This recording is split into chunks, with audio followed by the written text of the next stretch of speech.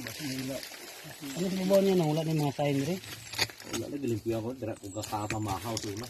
Gilimpiyan. Kita mo tanang-tanang sa to. Sa ginsa pa.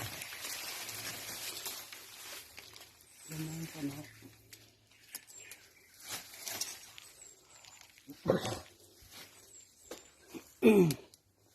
Kari oh, kalso niya.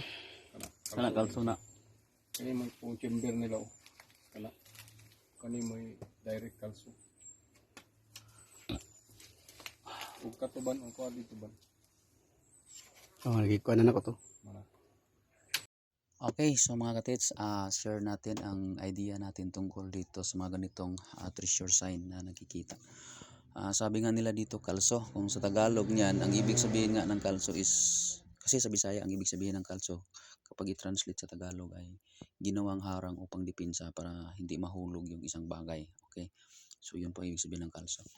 So, ito po mga katits, no? Kasi may nakikita tayo na mayroong mukha itong malaking bato. At nakatuon dito sa isang bato bago po yung sinasabi nilang kalso.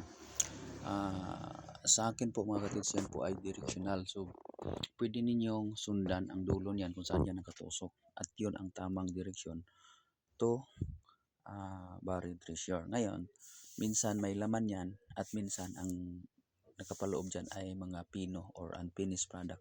Ball mill ang dating.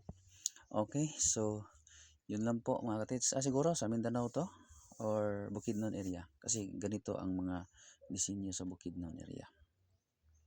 Okay, so hanggang dito na lang po mga katits. Maraming salamat.